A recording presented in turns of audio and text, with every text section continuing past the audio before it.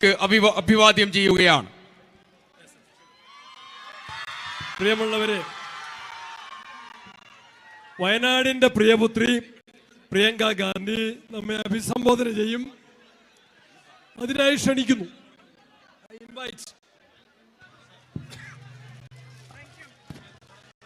Thank you. Nanni. You remind me of my daughter. നിങ്ങളെ കാണുമ്പോൾ എനിക്ക് എൻ്റെ മോളെ ഓർമ്മ വരികയാണ്. നിങ്ങളുടെ പ്രായത്തിലുള്ള മോളാണ്. My dearest sisters and brothers, എൻ്റെ ഏറ്റവും സ്നേഹം നിറഞ്ഞ സഹോദരി സഹോദരന്മാരെ, thank you very very much for being here today. ഇന്ന് ഇവിടെ വന്നതിന് നിങ്ങളോട് വളരെയധികം നന്ദി ഞാൻ പറയുന്നു. All my friends and colleagues of the UDF, thank you also for being present today. ഇവിടെ വന്നതിന് എൻ്റെ സുഹൃത്തുക്കളും സഹപ്രവർത്തകരുമായ ഐക്യജനാധിപത്യ മുന്നണിയിലെ എല്ലാവരോടും ഞാൻ നന്ദി പറയുകയാണ്.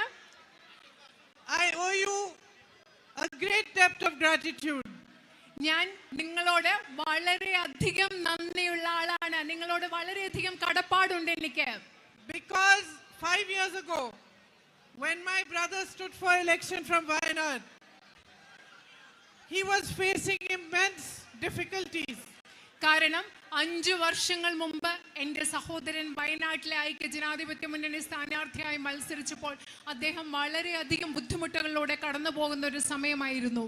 His reputation was being destroyed by a campaign run by the BJP and Sri Narendra Modi ji. BJPയുടെയും നരേന്ദ്രമോദിയുടെയും നേതൃത്വത്തിൽ നടന്ന ഒരു പ്രചരണത്തിന്റെ ഭാഗമായി എൻ്റെ സഹോദരന്റെ സത്കീർത്തി, അദ്ദേഹത്തിന്റെ പ്രതിച്ഛായ അത് നശിപ്പിച്ചുകൊണ്ടിരിക്കുകയായിരുന്നു ഈ രാജ്യത്ത്. Through the media, through the social media, huge efforts, huge resources were put into this campaign so that people believed a lot of lies about my brother. കാരണം മാധ്യമങ്ങളിൽ കൂടെ, അതുപോലെ സമൂഹ മാധ്യമങ്ങളിൽ കൂടെ എൻ്റെ സഹോദരനെ പറ്റി പറഞ്ഞു പരത്തിയിരുന്ന നുണകൾ ആളുകൾ വിശ്വസിക്കുന്നതിന് വേണ്ടി ഒരു വലിയൊരു പ്രചരണം ഇവിടെ നടക്കുകയായിരുന്നു. Throughout the history of mankind, whoever has fought for what is right, whoever has fought for the truth, has faced an attack by the forces of deceit. നിങ്ങൾക്കറിയാമോ, മനുഷ്യരാശിയുടെ ചരിത്രം മുഴുവൻ പരിശോധിക്കുകയാണെങ്കിൽ ആരാണോ സത്യത്തിന് വേണ്ടി നിലകൊണ്ടിട്ടുള്ളത്, ആരാണോ ശരിക്ക് വേണ്ടി പോരാട്ടം നടത്തിയിട്ടുള്ളത്, അവരെ അധാർമികമായ ശക്തികളിൽ നിന്നും ധാരാളം ബുദ്ധിമുട്ടുകൾ നേരിട്ടിട്ടുണ്ട്. My debt of gratitude to you is that you recognize this man despite this whole campaign, despite everything that was being said to you. You recognize that my brother was fighting for you. He was fighting for India. He was fighting for the truth. And he was fighting for what was right. എൻ്റെ സഹോദരനെ പറ്റിയുള്ള ഇത്രയും കുപ്രചരണങ്ങൾ നടന്നിട്ടും നിങ്ങൾ ഇവിടുത്തെ ജനങ്ങൾ തിരിച്ചറിഞ്ഞു, എൻ്റെ സഹോദരൻ സത്യത്തിന് വേണ്ടിയാണ്, ഈ രാജ്യത്തിന് വേണ്ടിയാണ് പോരാടുന്നത്. അതാണ് എനിക്ക് നിങ്ങളോടുള്ള കടപ്പാടിന്റെ കടമെന്ന് പറയുന്നത്. So when the whole world turned their backs on him, you supported him. You gave him courage. You gave him love.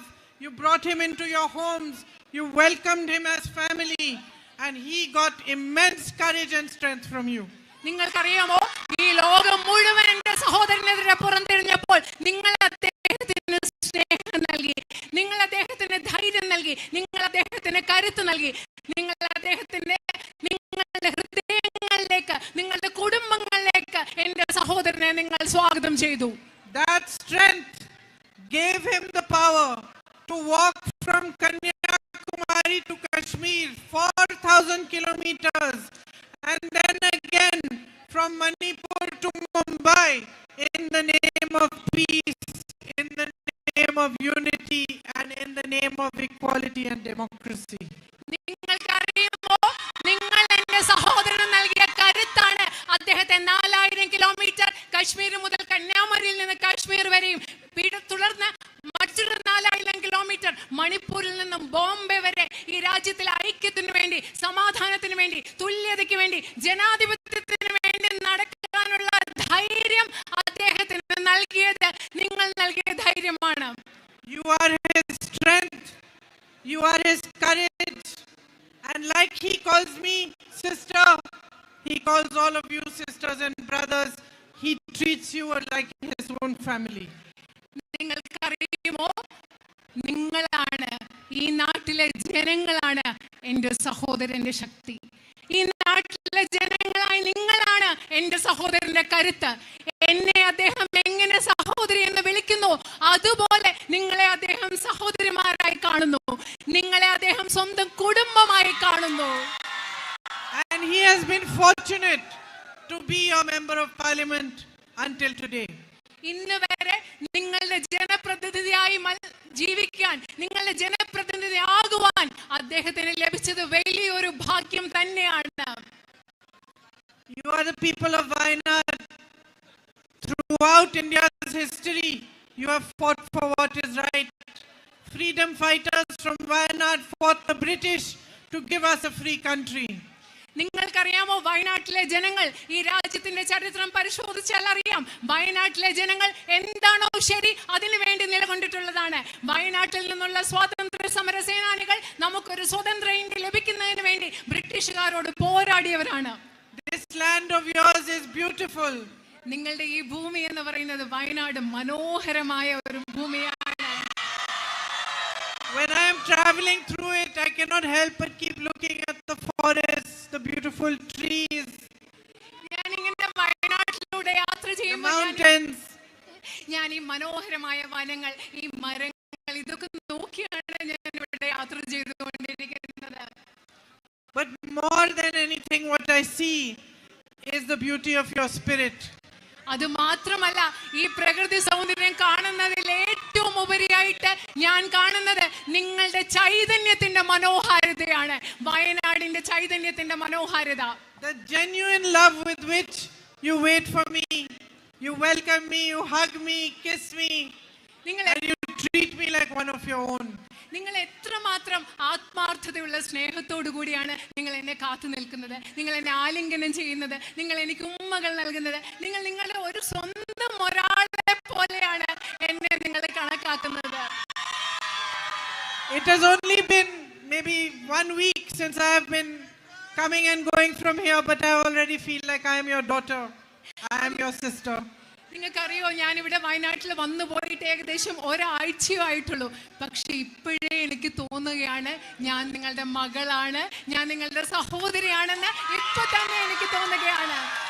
But you know, there's one more thing I've noticed when I've been traveling around.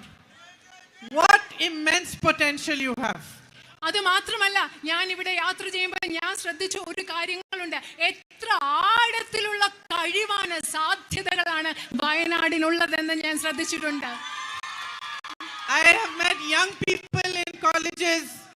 I see you standing outside your schools waiting. When I meet you, young men and women with these bright faces, energy and strength, and I can see that you are educating yourselves for a strong future. ഞാൻ ഇങ്ങനെ യാത്ര ചെയ്യുമ്പോൾ ധാരാളം ചെറുപ്പക്കാരെ കണ്ടിട്ടുണ്ട്. നിങ്ങളെ പോലെയുള്ള ചെറുപ്പക്കാരെ കണ്ടിട്ടുണ്ട്. സ്കൂളിലെ കുട്ടികളെ, തിളങ്ങുന്ന മുഖമുള്ള വിദ്യാഭ്യാസം ചെയ്തിട്ടുള്ള കുട്ടികളെ, ഇവരെ കാണുമ്പോൾ എനിക്ക് മനസ്സിലാവും നിങ്ങൾ ഒരു ബെറ്റർ, മികച്ച ഒരു ഭാവിക്ക് വേണ്ടി വിദ്യാഭ്യാസം ചെയ്യുന്നവരാണെന്ന് മനസ്സിലാക്കാൻ സാധിക്കും. I went to a soccer stadium. I saw boys who were playing such good soccer. It really made me proud. ഞാൻ ഒരു ഫുട്ബോൾ സ്റ്റേഡിയത്തിൽ പോയപ്പോൾ അവിടെ അത്ര നന്നായിട്ട് ഫുട്ബോൾ കളിക്കുന്ന ആൺകുട്ടികളെ കണ്ടപ്പോൾ എനിക്ക് ശരിക്കും അഭിമാനം തോന്നി. I see that in sports you have talent. ഞാൻ കാണുന്നുണ്ട് നിങ്ങൾക്ക് കായിക മേഖലയിൽ നിങ്ങൾക്ക് വളരെയധികം കഴിവുകളുണ്ട്.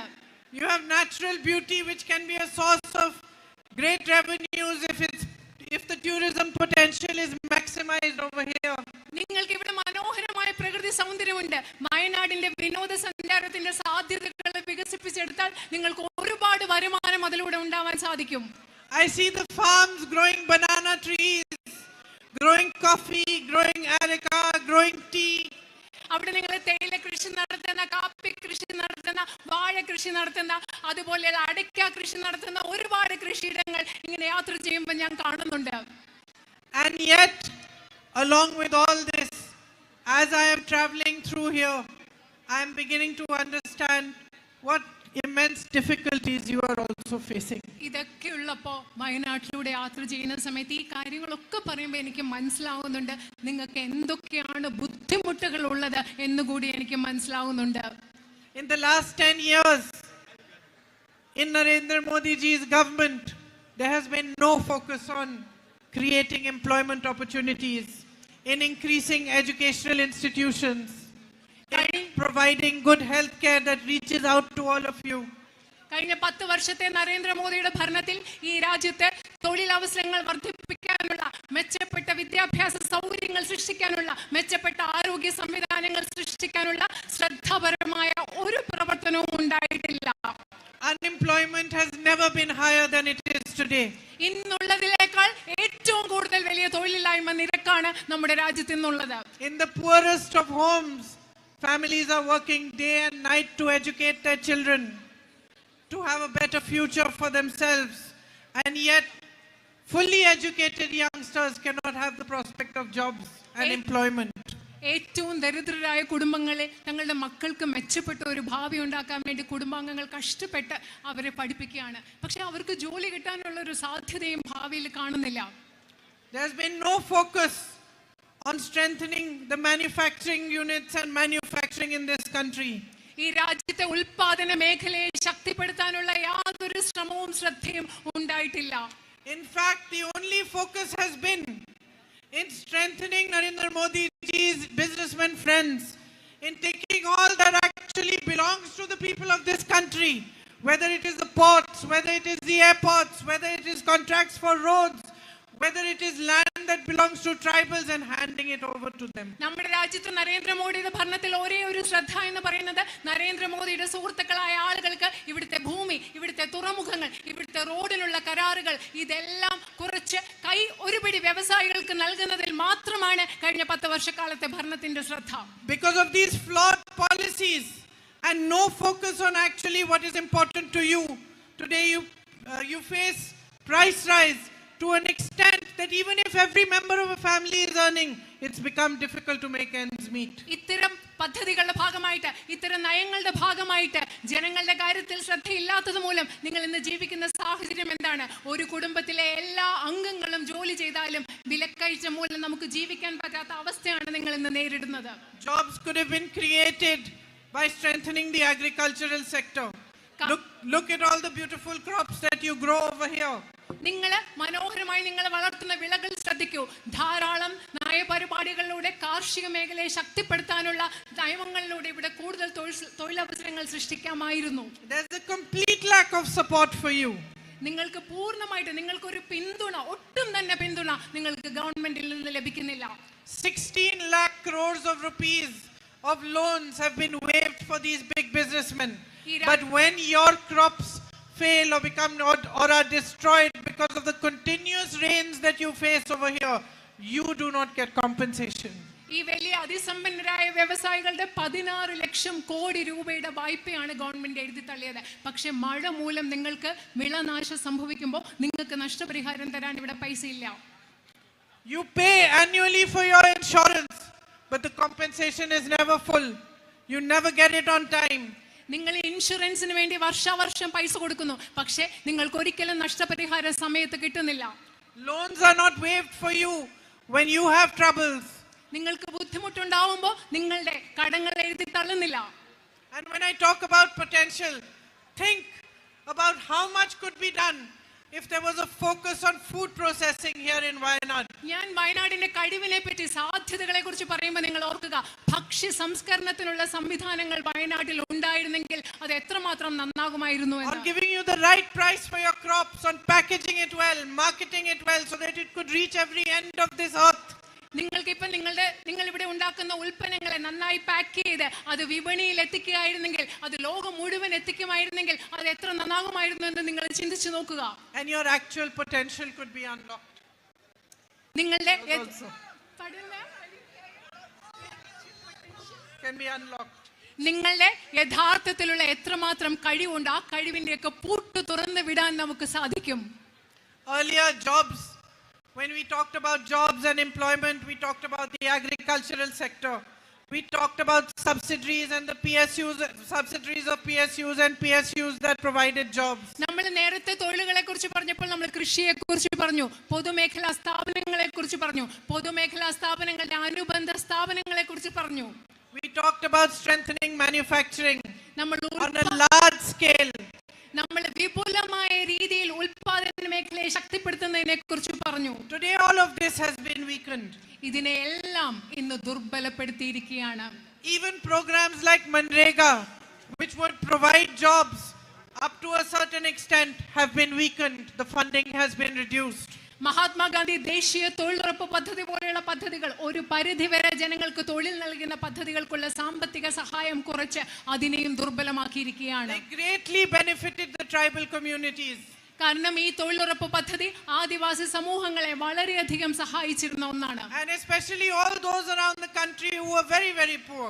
വളരെയധികം ദരിദ്രരായ ആളുകളെ സഹായിക്കുന്ന ഒരു പദ്ധതിയാണ് മഹാത്മാഗാന്ധി ദേശീയ ഗ്രാമീണ തൊഴിലുറപ്പ് പദ്ധതി. Instead, lands that belong to tribals across the country are being given to these big businessmen by Narendra Modi ji.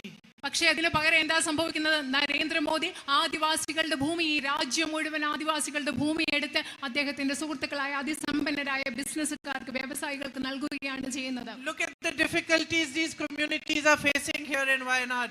വയനാട്ടിലെ ഈ സമൂഹങ്ങൾ, സമുദായങ്ങൾ എന്തൊക്കെ ബുദ്ധിമുട്ടുകളാണ് നേരിടുന്നതെന്ന് നിങ്ങൾ ഒന്ന് ശ്രദ്ധിച്ചു നോക്കൂ. And massive loss of life and crops due to the man-animal conflict. മനുഷ്യ വന്യജീവി സംഘർഷം മൂലം ഇവിടെ വലിയ രീതിയിൽ വിളനാശം സംഭവിക്കുന്നു. അതുപോലെ മനുഷ്യ ജീവനുകൾ നഷ്ടപ്പെടുന്നു. These problems, these issues need resolution. ഈ പ്രശ്നങ്ങൾക്ക് കൃത്യമായ പരിഹാരം കണ്ടെത്തേണ്ടതുണ്ട്. Even recently, Pottuseri Thomas ji was killed by a tiger. ഈയിടെ പുതുശ്ശേരിയിലെ തോമസ് എന്ന് പറയുന്ന വ്യക്തിയെ ഒരു കടുവ അദ്ദേഹത്തെ കൊല്ലുകയുണ്ടായി. So these are big issues that you need to tackle in a way that everything, the environment is also preserved. There is protection for human beings, for your crop, for your land, and also for the forest. അത് മാത്രമല്ല, ഈ പ്രശ്നങ്ങളൊക്കെ നിങ്ങൾ എങ്ങനെയാണ് പരിഹരിക്കേണ്ടത്? പരിസ്ഥിതിയെ സംരക്ഷിക്കണം, നിങ്ങളുടെ വിളകളെ സംരക്ഷിക്കണം, അതുപോലെ മനുഷ്യ ജീവനെ സംരക്ഷിക്കണം. ഈ രീതിയിലാണ് ഈ പ്രശ്നങ്ങൾക്ക് പരിഹാരം ഉണ്ടാവേണ്ടത്. You know that my brother had fought hard for the medical college to be established in Mananthavady. നിങ്ങൾക്കറിയുമോ, എൻ്റെ സഹോദരൻ മാനന്തവാടിയിൽ ഒരു മെഡിക്കൽ കോളേജ് സ്ഥാപിക്കുന്നതിന് വേണ്ടി എത്രമാത്രം കഠിനമായി പരിശ്രമിച്ചിട്ടുണ്ടെന്ന് നിങ്ങൾക്കറിയാമോ?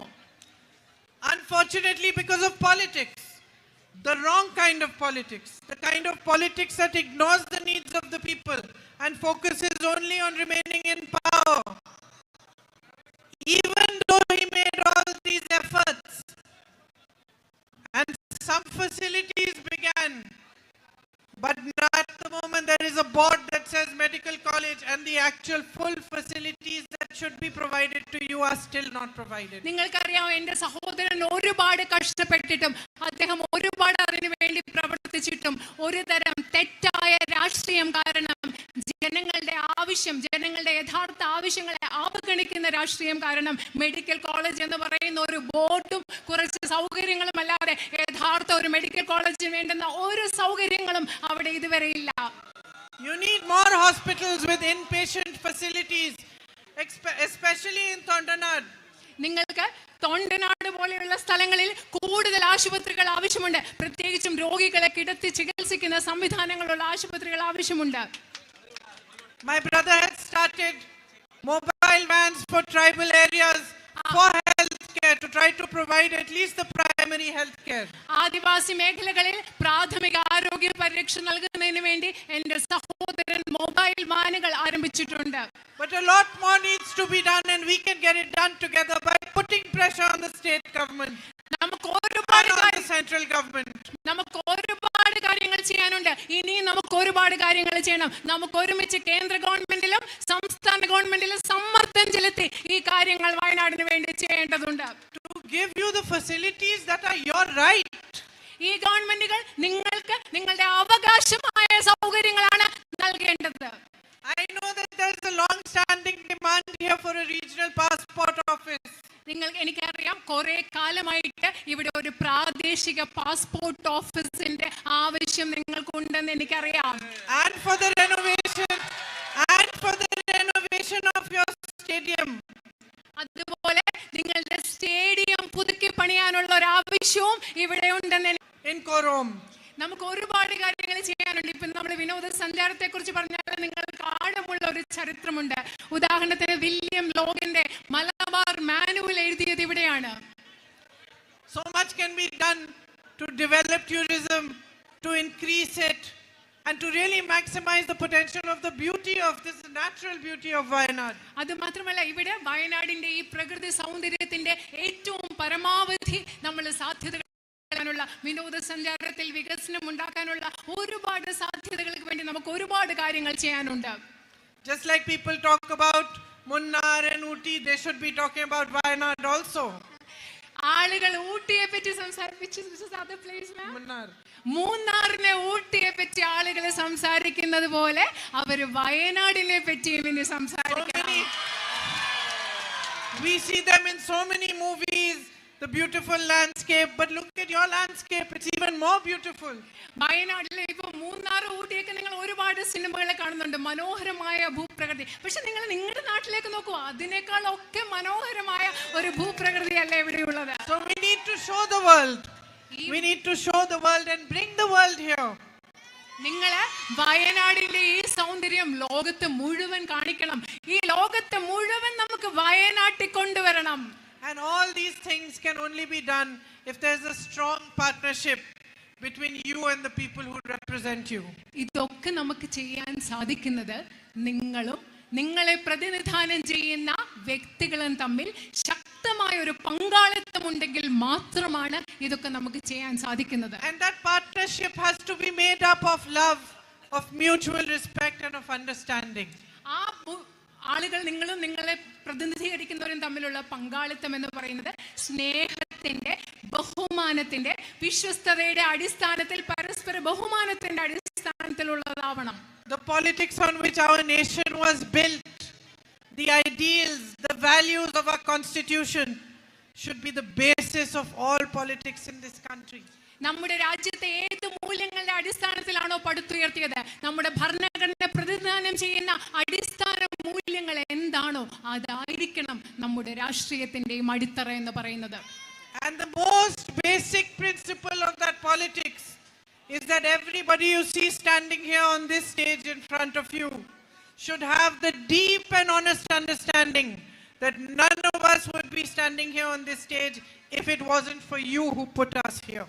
അതിന്റെ ആ രാഷ്ട്രീയത്തിന്റെ ഏറ്റവും അടിത്തറ എന്ന് പറയുന്നത് ഈ വേദിയിൽ നിൽക്കുന്ന ഓരോ വ്യക്തിയും ഹൃദയത്തിന്റെ ആഴങ്ങളിൽ സത്യസന്ധതയോടുകൂടി മനസ്സിലാക്കണം, ഇവിടെ നിൽക്കുന്ന ജനങ്ങളില്ലായിരുന്നെങ്കിൽ, ഇവിടെ നിൽക്കുന്ന ജനങ്ങളുടെ പിന്തുണ ഇല്ലായിരുന്നെങ്കിൽ ആർക്കും ഈ വേദിയിൽ നിൽക്കാൻ സാധിക്കില്ല എന്നുള്ള സത്യം മനസ്സിലാക്കിയിരിക്കണം. The power to change your lives, to build your future, to direct the politics of this country lies in your hands, in your vote. Every single vote of yours is a symbol of that change, that future and that strength and power. നിങ്ങളുടെ ഭാവിയെ മാറ്റാനുള്ള, നിങ്ങളുടെ ജീവിതത്തെ മാറ്റാനുള്ള, ഈ രാജ്യത്തെ രാഷ്ട്രീയത്തിന്റെ ദിശ മാറ്റാനുള്ള കരുത്തെന്ന് പറയുന്നത്, ശക്തി എന്നുള്ളത് നിങ്ങളുടെ കയ്യിലാണ്. നിങ്ങളുടെ വോട്ടിലാണ് നിങ്ങൾക്ക് ആ കരുത്തുള്ളത്. മാറ്റമുണ്ടാക്കാനുള്ള കരുത്ത് നിങ്ങളുടെ വോട്ടിലാണ്. I have the honor today of being the UDF candidate in this election. ഈ തെരഞ്ഞെടുപ്പിൽ ഐക്യ ജനാധിപത്യ മുന്നണിയുടെ സ്ഥാനാർത്ഥിയാകാനുള്ള ഒരു വലിയ ആദരവാണ് എന്നെനിക്ക് ലഭിച്ചിരിക്കുന്നത്. For me, every single one of you is a symbol of the responsibility I owe you. എന്നെ സംബന്ധിച്ചിടത്തോളം ഇവിടെ നിൽക്കുന്ന നിങ്ങൾ ഓരോരുത്തരും എനിക്ക് നിങ്ങളോടുള്ള ഉത്തരവാദിത്വത്തിന്റെ അടയാളങ്ങളാണ്, പ്രതീകങ്ങളാണ്. Of my duty towards you. നിങ്ങളോടുള്ള എൻ്റെ കടമയുടെ പ്രതീകങ്ങളാണ് നിങ്ങൾ ഓരോരുത്തരും. And of your expectation of me as your representative. നിങ്ങളുടെ പ്രതിനിധി എന്ന നിലയിൽ നിങ്ങൾ എന്നെ കുറിച്ച് എന്ത് പ്രതീക്ഷിക്കുന്നുവോ അതിന്റെ അടയാളങ്ങളാണ് നിങ്ങൾ ഓരോരുത്തരും. I am a mother. ഞാൻ ഒരു അമ്മയാണ്. And all my sisters here who are also mothers will understand what I say. When I say that once you are a mother, you know that your children are the greatest responsibility there is.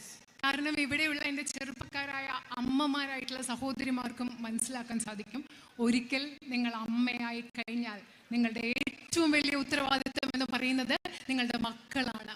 Once you are a mother, you cannot sleep if you are tired.